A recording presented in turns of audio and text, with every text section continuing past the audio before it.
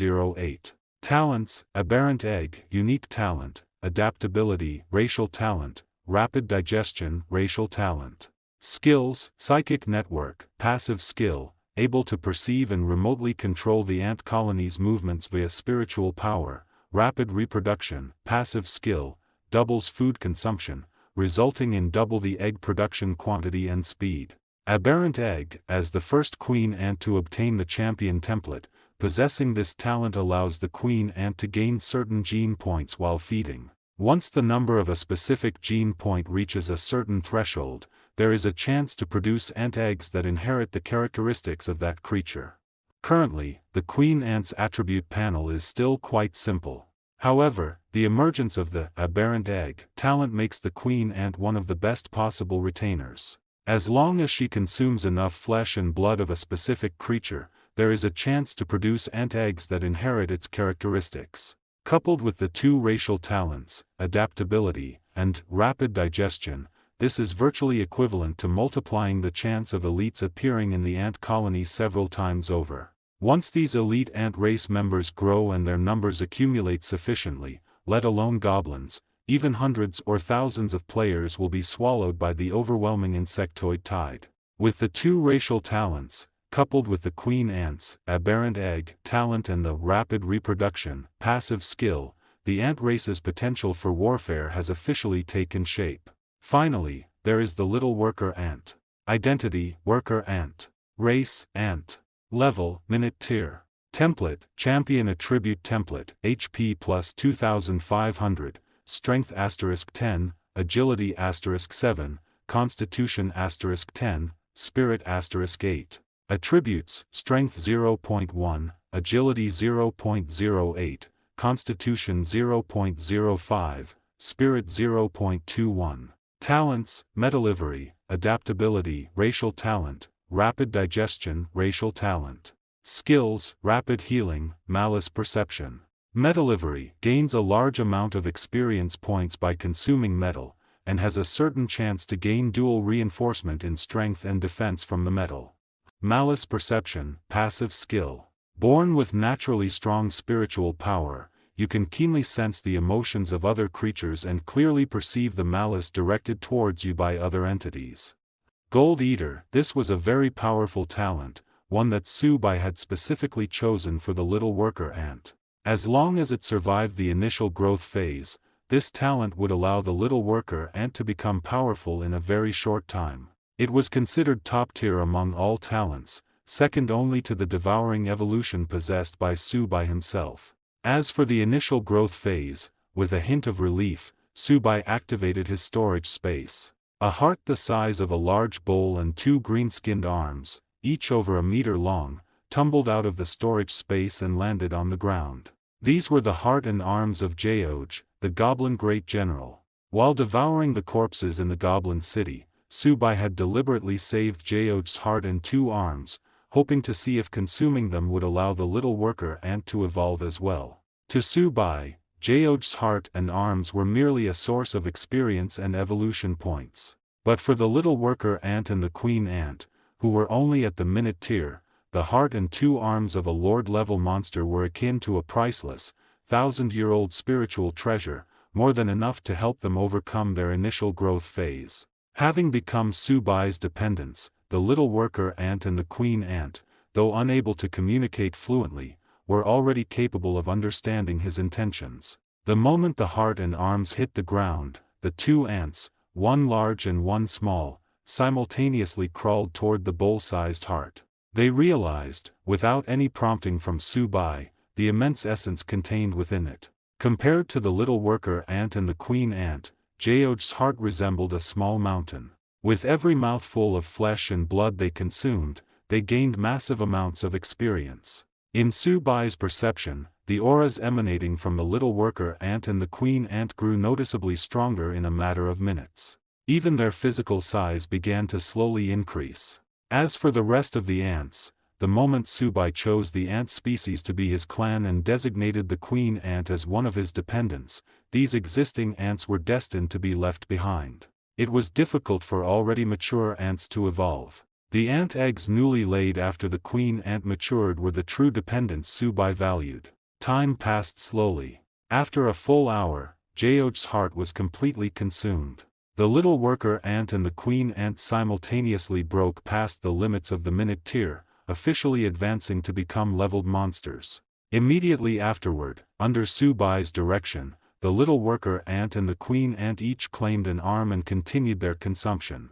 Several more hours passed. When both arms were reduced to bare white bone, the growth phase for the little worker ant and the queen ant finally concluded. By this point, both the little worker ant and the queen ant had reached level 3. Thanks to the warrior template they possessed, even at just level 3, the little worker ant and the queen ant had 4-dimensional attributes comparable to advanced goblins, and their health points far surpassed them.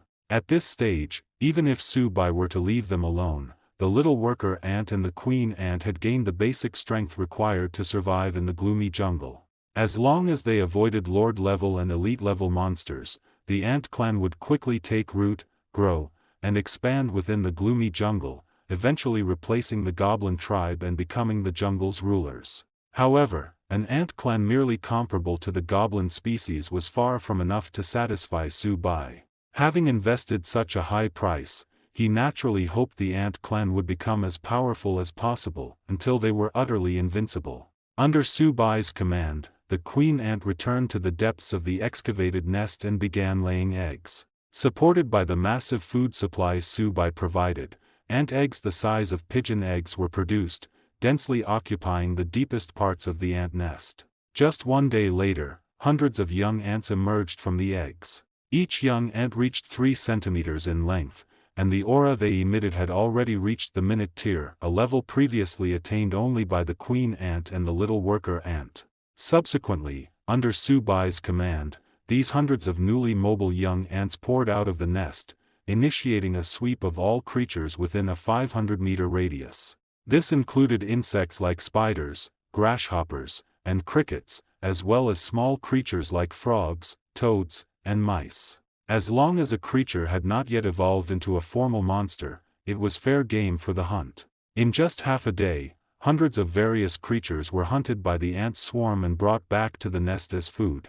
However, the hundreds of young ants also suffered losses exceeding 1/3 of their number. At the same time, having consumed a massive amount of food, the queen ant laid a second batch of ant eggs. Once this second batch of young ants matured and joined the hunt, the swarm's sweeping radius expanded from 500 meters to 1,000 meters. Then came the third batch, and the fourth. Finally, on the 5th day, the queen ant, having devoured an ocean of food, broke through to level 4.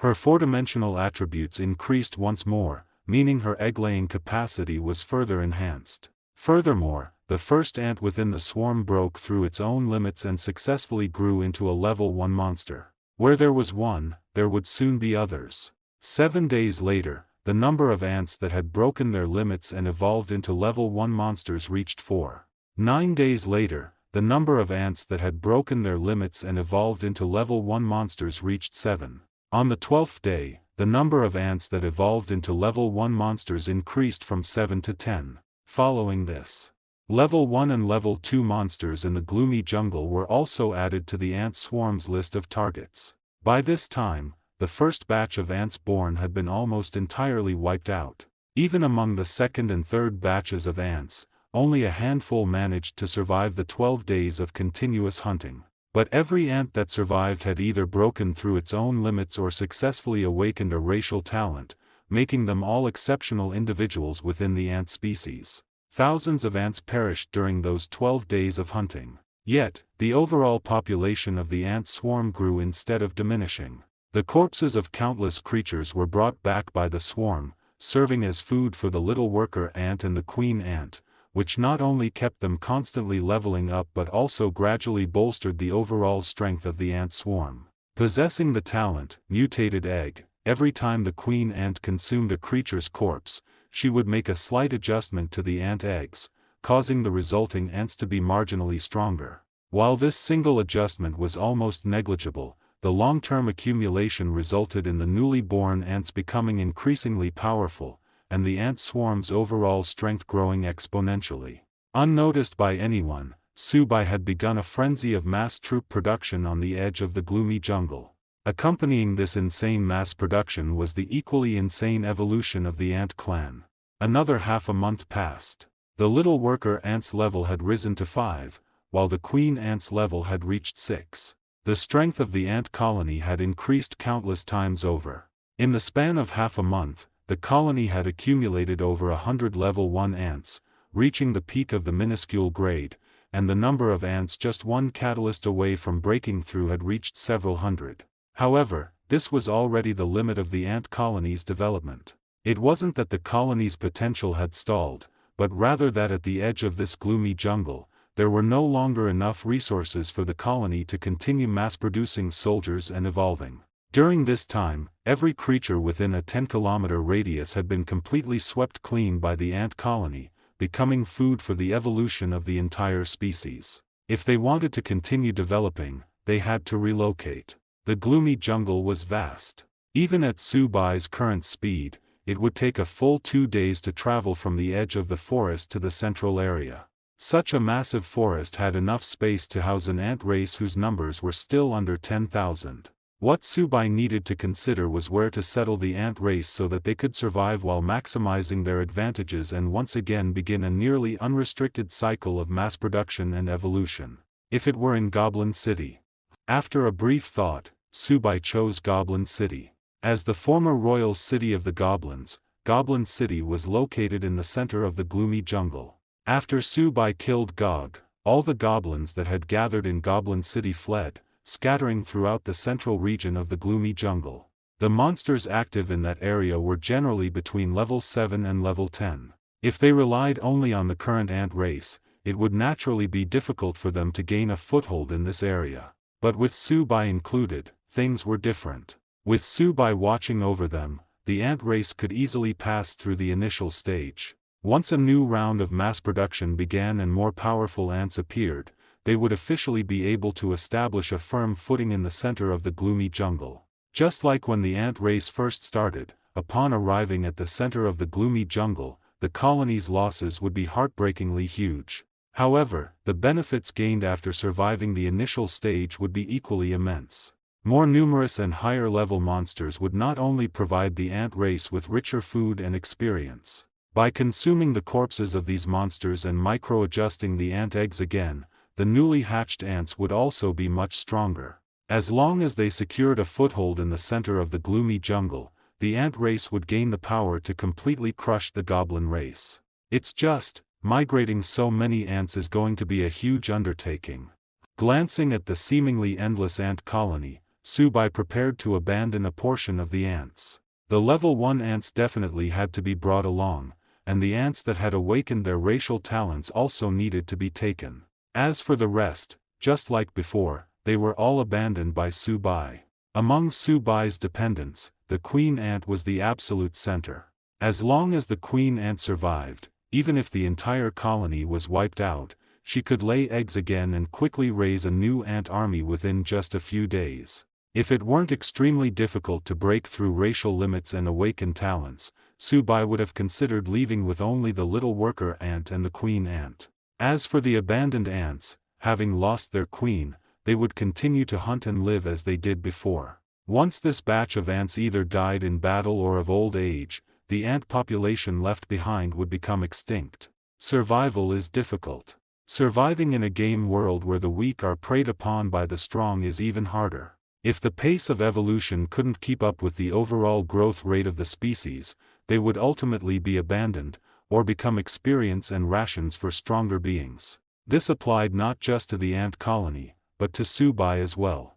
More than 10 days later, Subai finally arrived at Goblin City with the little worker ant, the queen ant, and several hundred other ants. He did not enter the dilapidated city. Subai chose a small hill near Goblin City as the new ant nest and began a new round of mass production and evolution. On the first day, the queen ant laid thousands of ant eggs, and the several hundred accompanying ants began tentative hunts. The hundreds of ants lost dozens of their members but brought back over a dozen corpses of goblins and other monsters. On the second day, thousands of ant eggs hatched, and the newborn ants immediately joined the hunt. More ants died during the hunt, but in exchange, they brought back several times the number of monster corpses as before. Starting from the third day, the ant colony's development entered a virtuous cycle. Every day, hundreds of ants died in battle during the hunt, and every day, new ants broke through their racial limits or awakened talents. As the number of ants reaching level 1 increased, hunting became progressively easier. 5 days later, the number of level 1 ants exceeded 150. 10 days later, the number of level 1 ants exceeded 200. Half a month later, after consuming countless monster corpses and undergoing innumerable micro-adjustments, the ant eggs laid by the queen ant reached the peak of the minuscule grade immediately upon hatching. Subsequently, the number of level 1 ants saw an explosive increase. 25 days, 300. 1 month, 500.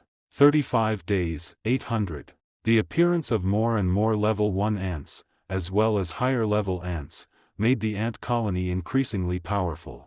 The scattered monsters in the center of the gloomy jungle were no match for the swarming ant legions. Centered around the ant nest, more and more monsters were cleared out, turning into experience and food for the colony's evolution, making the ant colony even stronger. A new round of mass production had begun. Until, 2 months later. Ding! Your dependent, the queen ant, has reached level 10. The ant species commanded by the queen ant has surpassed its racial limit, as the number of ants exceeding level 1 is over 50% of the total population. This ant species has evolved from the minuscule grade into a formal monster race. You may choose to rename the species or maintain the previous racial name. The ant colony evolved. As if he had anticipated this result, when the system notification sounded, Subai simply smiled faintly and silently recited, "Rename the ant colony. The new name for the ant colony shall be Gold-Devouring Ants. Dependent race, Gold-Devouring Ants. Level 1, level 10. Racial talent, adaptability, rapid digestion. A very simple attribute panel. This was the attribute panel belonging to the ant race, newly named the Gold-Devouring Ants, after their collective evolution.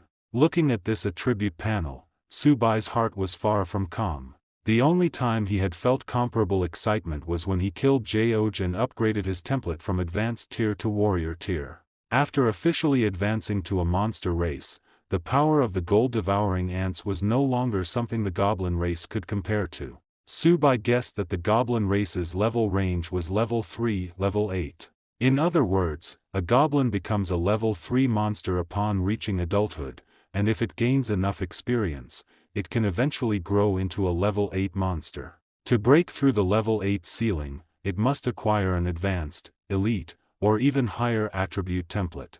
However, the gold-devouring ant race is level 1, level 10. From this moment on, newly born ants, upon reaching maturity, will become official monsters, possessing their own attribute templates. Furthermore, the maximum level they can reach is level 10, 2 levels higher than the goblins. It must be remembered that ant colonies are creatures that fight in groups, deploying in the hundreds and thousands, which is far beyond what a mere dozen goblins in a single encampment can contend with. Coupled with their massive population base and the advanced and elite ants generated by continuous hunting, the gold-devouring ant race utterly overwhelms the goblins. If the queen ant's level were not still low, and her daily egg-laying capacity quite limited, the gold-devouring ant race, solely based on its growth potential and rapid troop deployment speed, could probably wipe out a small kingdom with ease. Such a dependent race, such gold-devouring ants, is already strong enough to secure a place among the monster races of the game world. At this point, Subai's cultivation of his dependent race finally came to a temporary close. Evolving collectively from the tiny tier to the current monster race, the gold-devouring ants have reached their present limit. For another collective evolution to occur, an immense stroke of fortune would be required, and that is not something achievable in the short term. What the gold-devouring ant race needs to do next is continue expanding their forces and continue hunting. While increasing the size of the ant colony, they must constantly hunt high-level monsters to seize their experience and attribute templates. When enough advanced ants and elite ants appear within the gold-devouring ant race, that will be the moment this newly born monster race shocks the entire game world. The gold-devouring ants have taken shape. All that remains is continuous accumulation and strengthening the ant colony's foundation. There is little more Su Bai can do for them now. His next priority is to continue improving his own strength. After becoming the overlord of the dark forest, Su Bai's strength had increased significantly, incomparable to before. His current attributes are: Identity, Lord of the Dark Forest, Su Bai. Race, Overlord Ant. Template, Warrior Attribute Template. Level, Level 12. Status, Health 3800, Mana 1000. Attributes, Strength 107, Agility 75, Constitution 80, Spirit 50. Talents, Soul Allocation, Devouring Evolution, Adaptability. Skills: Sharp Claws and Fangs, Resistant Carapace, Limb Regeneration, Intermediate Poison Resistance, Intermediate Fire Resistance, Intermediate Ice Resistance, Shadow Assault, Bloodthirsty Frenzy. Genetic points: Goblin Gene 55 28 points, Frost Wolf Gene 331 points, Slime Gene 179 points, Fire Rabbit Gene 84 points. Evolution points, 8,927 points. Skill fragments, none. Soul points, 5 points. Over the course of nearly 3 months, most of his energy was focused on developing his dependent race, so Su Bai's level only increased by 2, and his 4-dimensional attributes grew very limitedly. Fortunately, during these months, he acquired a large number of genetic points and evolution points.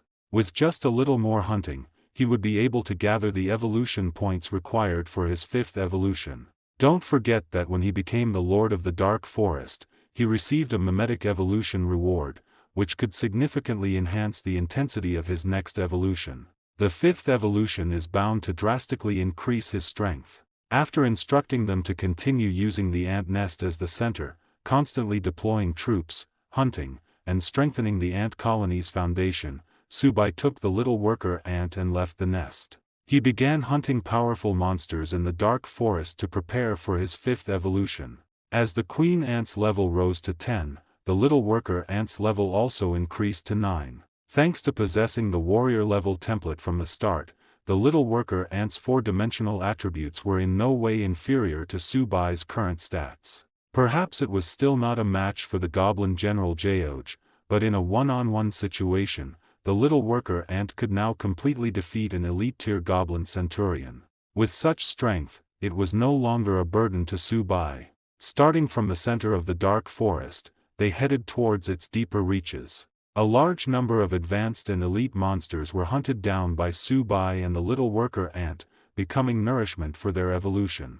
On Su Bai's attribute panel, the number of evolution points was rapidly approaching the 10,000 mark. 1 day, 2 days, 3 days, 5 days. Finally, when Su Bai and the little worker ant reached the far edge of the dark forest, the little worker ant successfully leveled up to 10, and Su Bai finally accumulated the necessary evolution points for his 5th evolution. On the edge of the dark forest, Su Bai found a cliff face and carved out a deep cave within it to serve as a temporary base for himself and the little worker ant. Afterward, Su Bai took out several pieces of rudimentary magic equipment and a few frost wolf corpses from his storage space and placed them inside the cave, then gently patted the little worker ant. "I need to rest for a while. While I rest, you can use these frost wolf corpses as food. If possible, try to devour these pieces of equipment to enhance your strength. I will wake up soon. Do not leave the cave while I am resting." Su Bai was the overlord of the dark forest, and the inherent dominance of an overlord naturally emanated from him. Furthermore, this location was the intersection of the dark forest and another region, making the appearance of powerful monsters highly unlikely. As long as the little worker ant stayed inside this cave, it would be safe. After arranging everything, Su Bai opened his second panel. Ding! Evolution points satisfied. Do you wish to begin the 5th evolution? Accompanied by the crisp system prompt, Su Bai's 5th evolution finally began. Without hesitation, the moment the system prompt sounded, Su Bai chose to begin his evolution. Ding! For this evolution, you can choose mimetic evolution, or you can choose to forego mimetic evolution and continue with the original evolution method. Choose mimetic evolution. There was no doubt about this. While enhancing his main body's evolution with gene points in the original way could certainly increase Subai's strength, he believed that the strength boost from mimetic evolution would far exceed that of his main body's evolution. Following Subai's choice, all his gene points and evolution points on his second panel were depleted. However, this time, instead of the virtual images that appeared during previous evolutions, his vision went black, and he lost consciousness. Mimetic evolution, a newly emerged evolution method. Without relevant information, Subai found it difficult to guess the form of this evolution method. The only thing he knew was that after this evolution, his strength would further increase. Inside the cave. Watching Subai lie still at the bottom of the cave, motionless, the little worker ant shook its antennae in a daze. An extremely faint thought wave emanated from its body. Rest, rest. No fear. I protect. Its antennae swayed again, and the little worker ant stared blankly at Subai for a moment. Its body, which had grown to over half a meter long but was still small and exquisite compared to Subai, slowly crawled over and lay down beside him. A few minutes later, the little worker ant raised its head and shifted its body slightly toward Subai. After another few minutes, the little worker ant's body moved again. This continued until the bodies of the two ants, one large and one small, were touching, and only then did the little worker ant settle down contentedly. Lying quietly beside Subai, the little worker ant's dark eyes were fixed on the deep cave entrance, as if guarding against something. After a long while, faint thought waves once again emanated from the little worker ant's body. Eat. Will. Grow big. Can. Protect. You. Dragging a magic item over, the little worker ant looked up at Subai, then at the cave entrance, and its already extremely sharp mandibles gently bit into the magic item. After an unknown amount of time, Subai's consciousness finally returned. His vision gradually brightened, and he could finally survey his surroundings. He was still deep inside the cave. Of the 4 frost wolf corpses he had left, only 2 remained. Of the 3 magic items, only a great sword was left, its blade clearly marked with a dozen small tooth marks.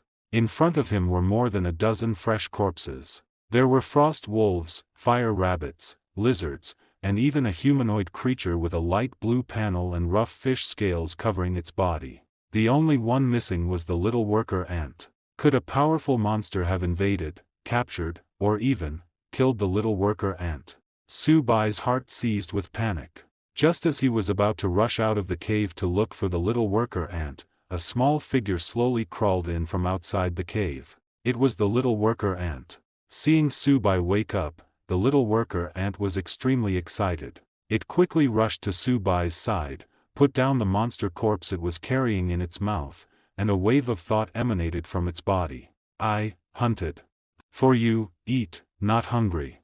Relying on the subordinate relationship between himself and the little worker ant, Subai quickly understood what the little worker ant was trying to express. This mimetic evolution had caused him to slumber for a full 2 days. At first, the little worker ant had quietly stayed in the cave as Subai had instructed. But after a day passed, the little worker ant couldn't sit still. It had already eaten half of the 4 frost wolf corpses, and of the 3 magic items, only a great sword remained. If it kept eating, there would be no food left in the cave. Perhaps continuing its habits from the ant nest, the little worker ant was afraid that Subai would have no food when he woke up, so it hastily ran out of the cave to hunt. That's why when Subai woke up, there were more than a dozen fresh corpses arranged before him. These were all hunted by the little worker ant, who had worked hard for an entire day. A warmth slowly filled his heart.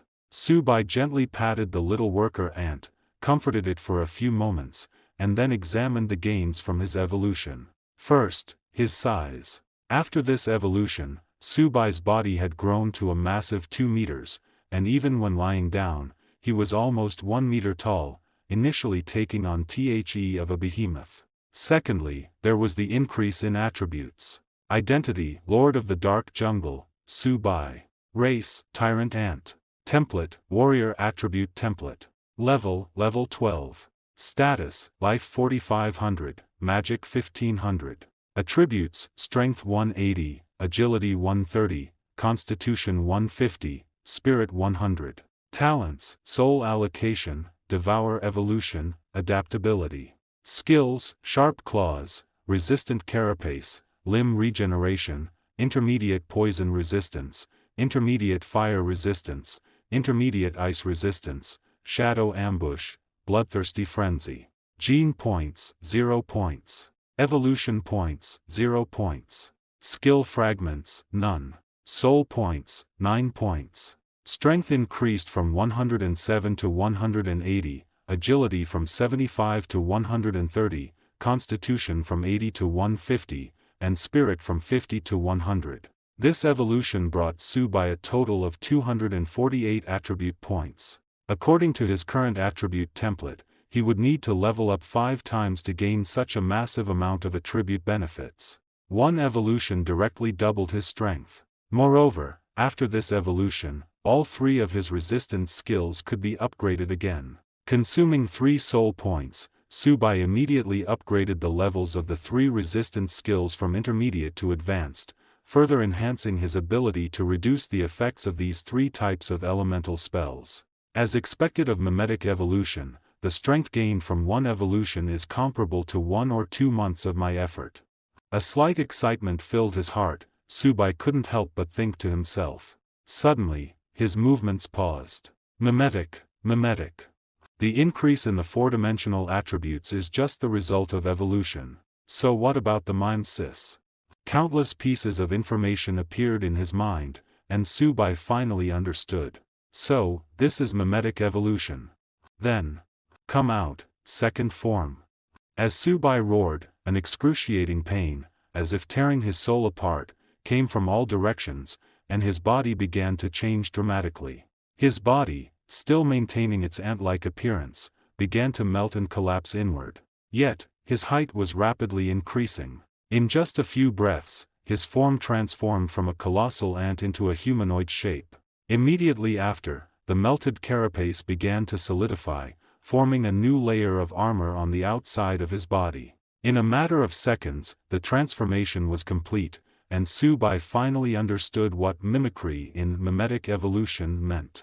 The so-called mimicry meant that he gained a second form. After this fusion, he could switch at any time between his ant body, which was his first form, and his humanoid body, which was his second form. However, each switch had a 10-day cooldown period. Only after the cooldown ended could he switch from one form to another. From his appearance, Subai was now indistinguishable from a human. He stood at 1.8 meters tall, wearing a fully enclosed black heavy-armored helmet that only revealed his eyes. His torso, arms, and legs were also encased in a complete set of equally pitch-black heavy armor, and even his hands and feet were covered by gauntlets and sabatons with a metallic sheen. At this moment, he resembled an elite heavy-armored warrior among humans. The difference was that the full set of heavy armor on a heavy-armored warrior was equipment, while the pitch-black heavy armor covering Subai's body was his carapace. This full-body heavy armor was Subai's panel. It could not be removed or taken off, and like the resistant carapace of his first form, it possessed extremely powerful defensive capabilities. It seems my heart still yearns for the human world. A deep voice emanated from beneath the helmet, and Subai sighed wistfully. The faceplate was the only movable part of this heavy armor formed by Subai's carapace. With this faceplate, Subai could eat freely, and it also allowed him to regain the ability to speak. Perhaps because this heavy armor was formed from his own carapace, Subai, covered in the full-body heavy armor, did not feel himself become cumbersome. He could still fully exert his agility attribute. It's a pity I still can't wear equipment. Feeling the powerful defensive capabilities brought by the heavy armor, Subai smiled slightly, but... Insect Devil Spear. With a low shout, a black light shot out from his body, instantly forming a 2-meter-long pitch-black great spear in his hand.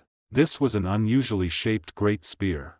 The shaft was 1.5 meters long, and the remaining part was not the conical tip of a common knight's spear, nor the rhomboid spearhead of a long spear, but rather like a great sword, forming a sharp, double-edged spear blade. Just by looking at its design, one could tell the immense power of this long spear. Insect Devil Spear was the name of this long spear. The origin of this long spear was Subai's bones and a pair of walking legs. Just as the resistant carapace transformed into the heavy armor on his body, this Insect Devil Spear also came from a part of Subai's body. Gripping the Insect Devil Spear, Subai felt a blood connection to it.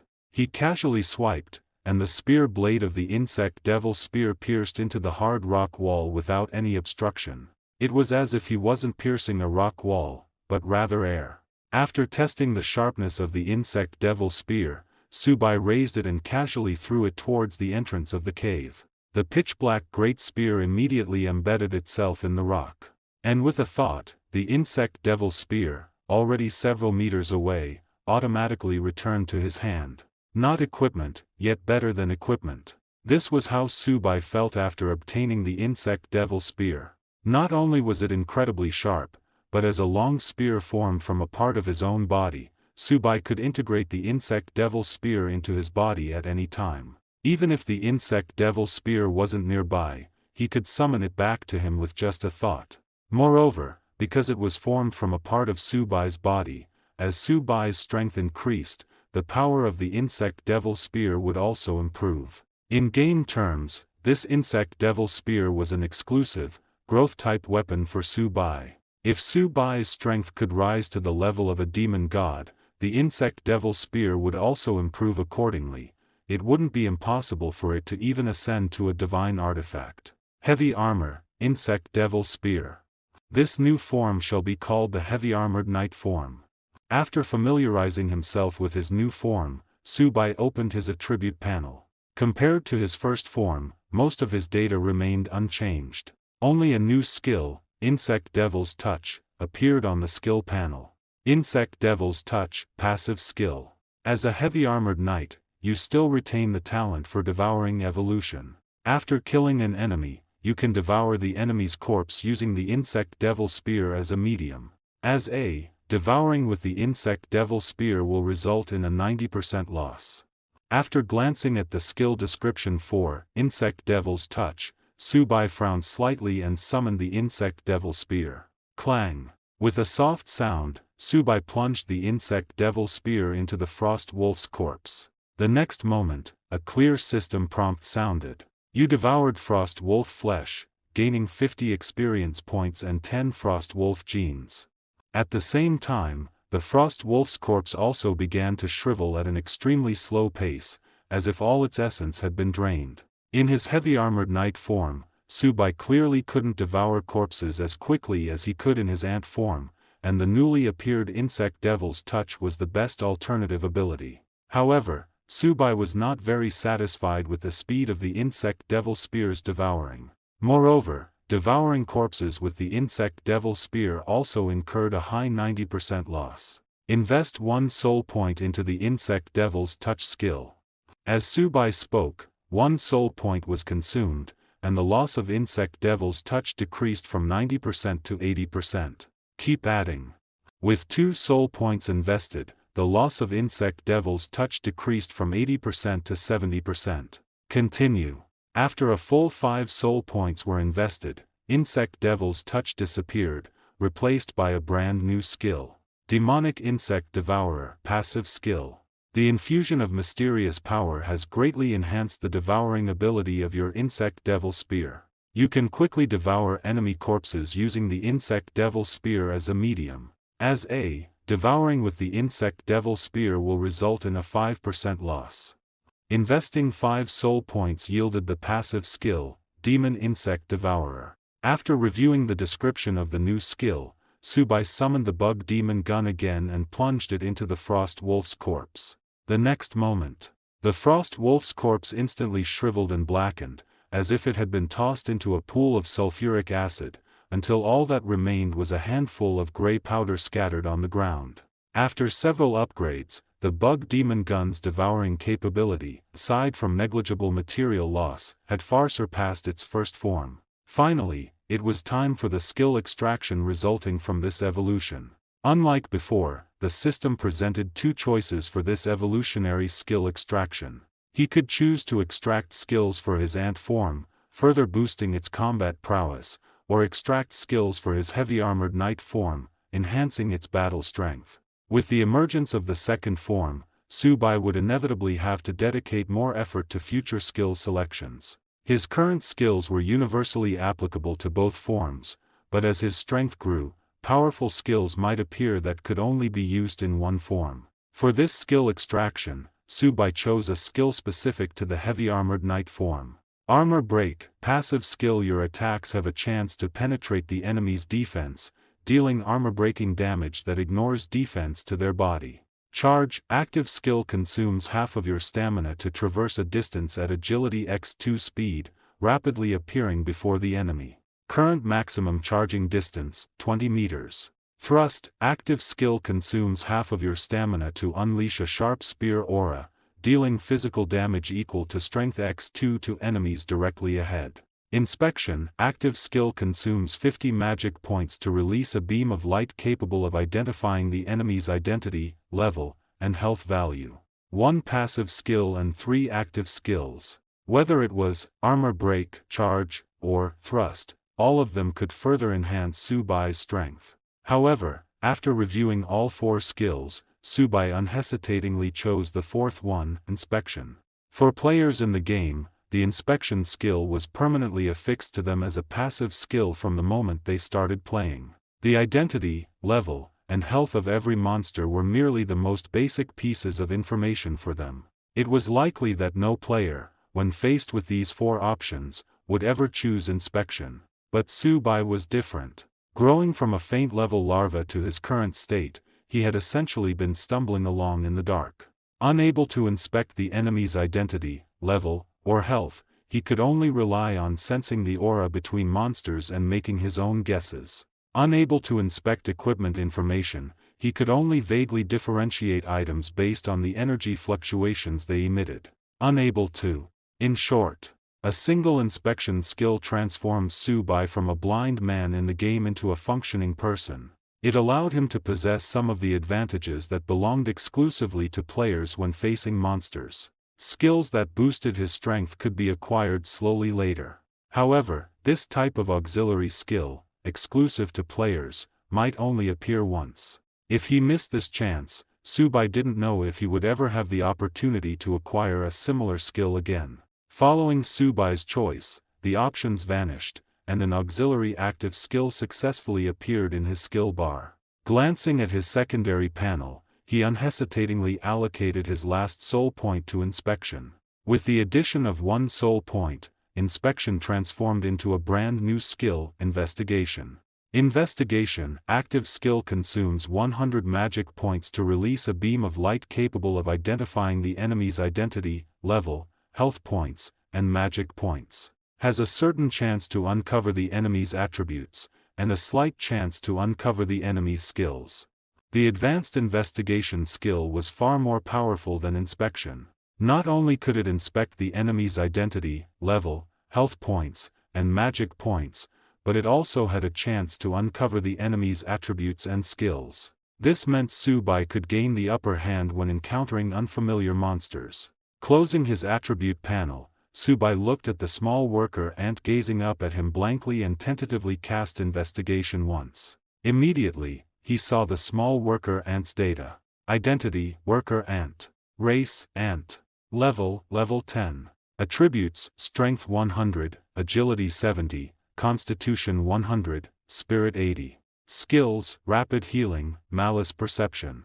Perhaps because the small worker ant's strength was vastly inferior to his own, or perhaps because his luck was good, Subai managed to see a wealth of information about the worker ant after only a single use of investigation. Simultaneously, a clear health bar appeared above the small worker ant's head, representing its current health points.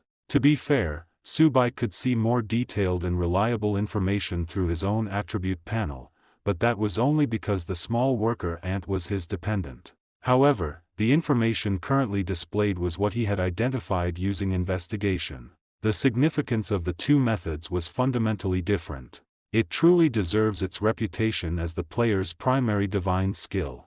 Knowing the information ahead of time feels great.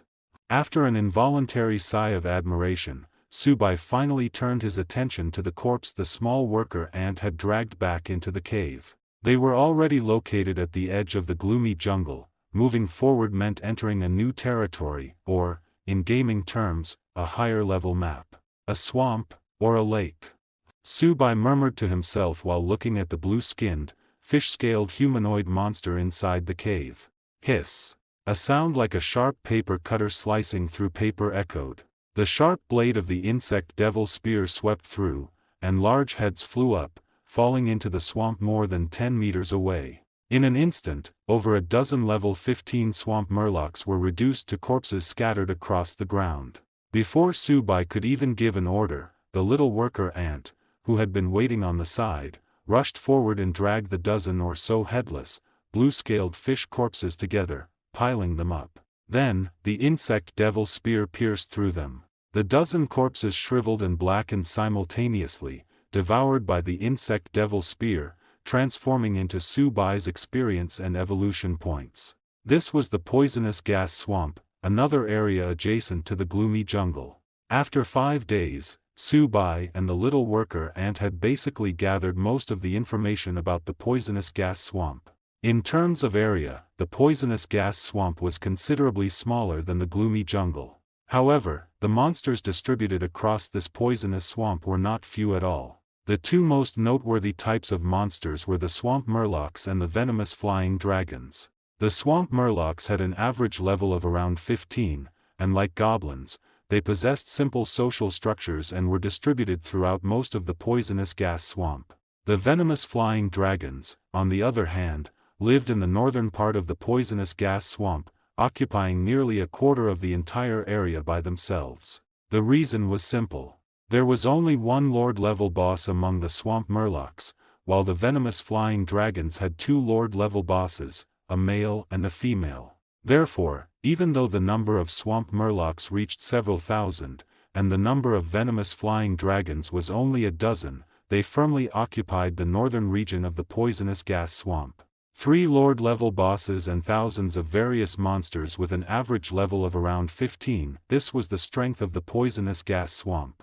It was several times more powerful than the former gloomy jungle. One of Subai and the little worker ant's purposes in entering the swamp was to gather information about the poisonous gas swamp, preparing for the subsequent expansion of the gold-devouring ant clan. The poisonous gas swamp, as its name suggested, was filled with poisonous gas throughout the entire swampy area.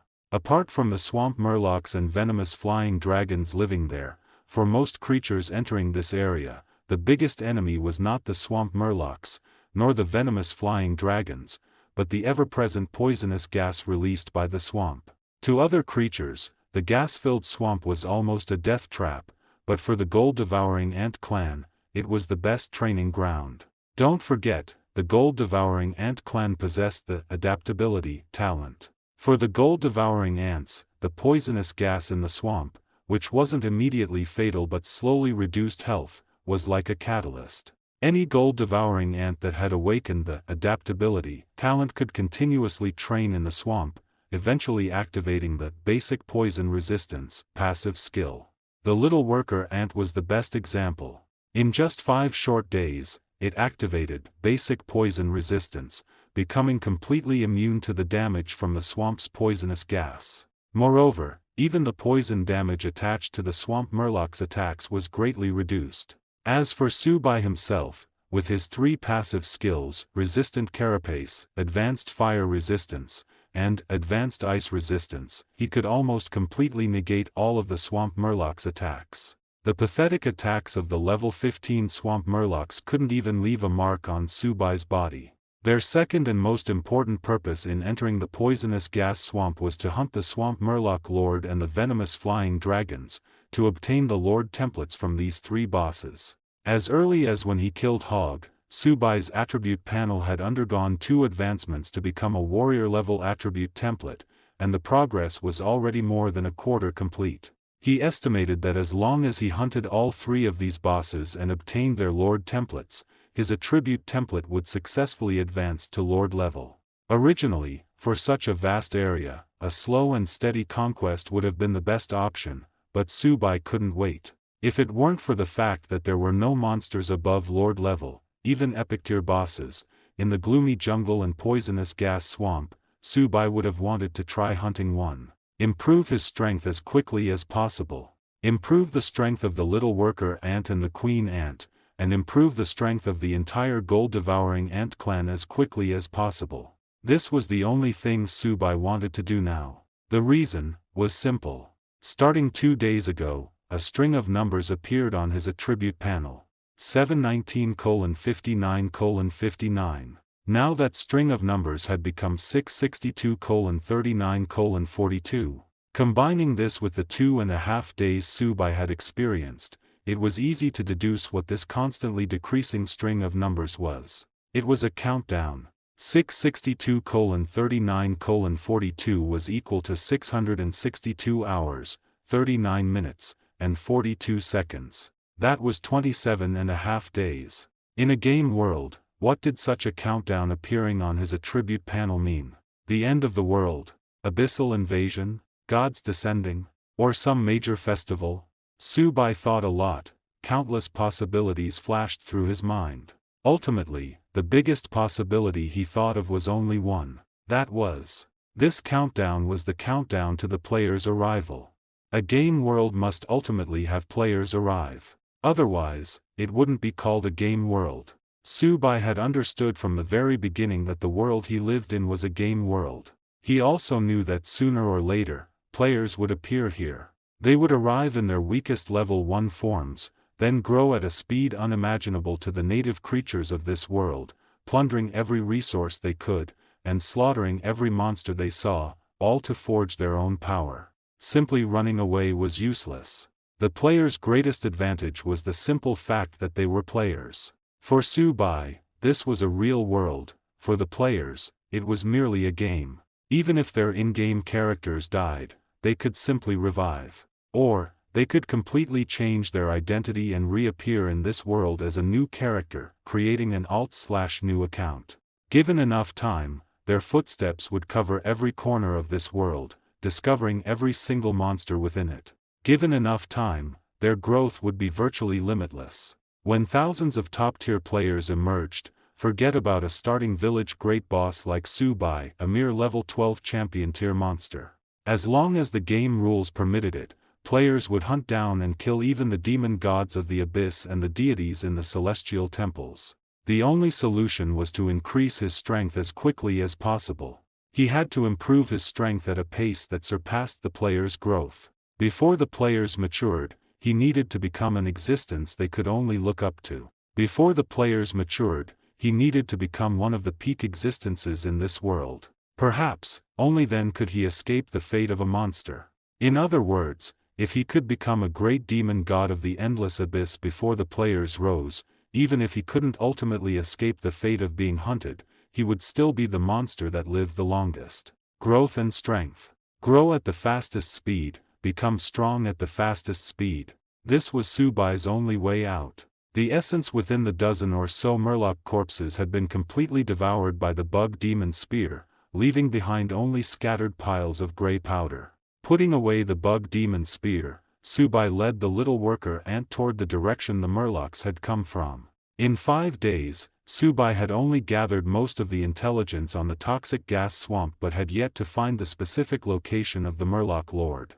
The method he chose was simple: kill. Slaughter every swamp murloc that appeared before him. Since they possessed a rudimentary social structure, the murloc lord couldn't possibly allow Subai to slaughter its subjects unchecked.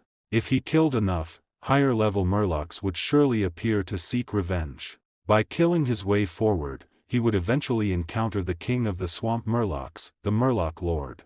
As for whether he, a mere level 12 monster with the champion template, was a match for the murloc lord, that was a joke. Having undergone 5 evolutions and possessing 4 major resistance skills, if he couldn't even handle a murloc lord, there was no point in trying. He might as well stay in the gloomy jungle as its overlord and simply wait for death when the players arrived.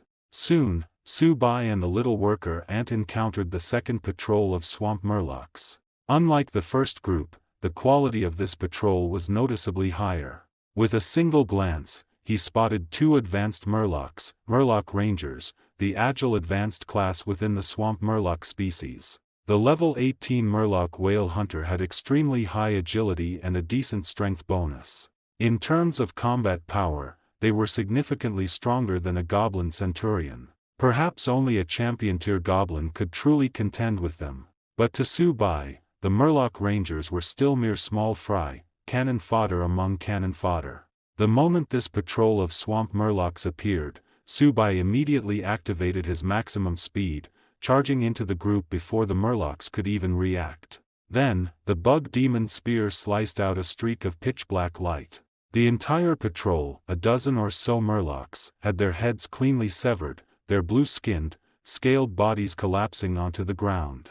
After stacking the Murloc corpses and allowing the bug demon spear to devour them, Su Bai continued leading the little worker ant in the direction the Murlocs had appeared from. An hour later, Su Bai and the little worker ant encountered the 3rd patrol of swamp Murlocs.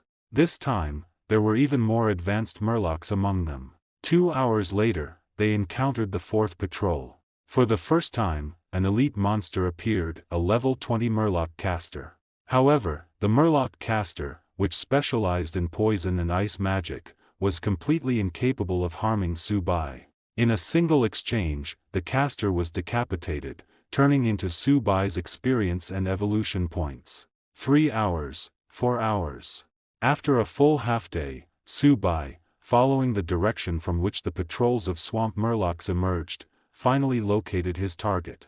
A sparse grove of trees grew within the swamp. In the center of this grove, hundreds of crude wooden huts stood. Each hut was built leaning against a tree. While they were still rudimentary, compared to the dilapidated tents of the goblin race, these wooden structures actually resembled human dwellings to some extent. The hundreds of huts housed thousands of swamp Murlocs. And right in the very center of these huts was the location of the Murloc Lord, the king of the swamp Murlocs.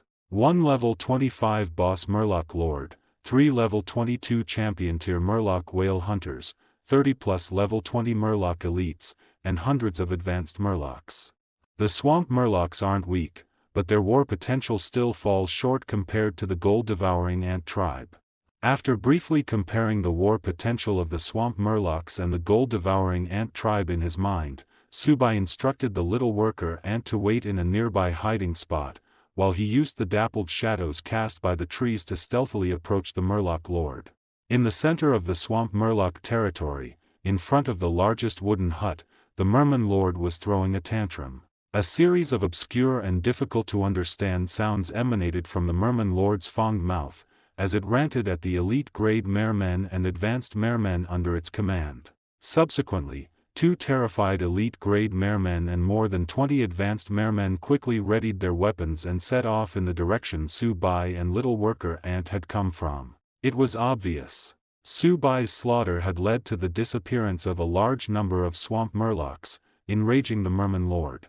After the 2 elite-grade mermen and more than 20 advanced mermen left, the defensive strength around the Merman Lord weakened slightly. However, compared to the overall strength of the swamp Murlocs, these departed mermen were still negligible. However, Su Bai didn't care at all. In the past, he was still very weak, and when facing Gaj and his guard team, he could only choose to lure the tiger away from its mountain and defeat them one by one. Now, Su Bai no longer needed to do so. 5 evolutions plus several advancements in his Lord attribute template meant that even when facing a level 25 Merman Lord, he had the strength to fight and kill it head-on. Relying on the shadows cast by trees and wooden huts, as well as the large amount of discarded items left by mermen in the swamp, Su Bai concealed his figure and quickly approached the Merman Lord.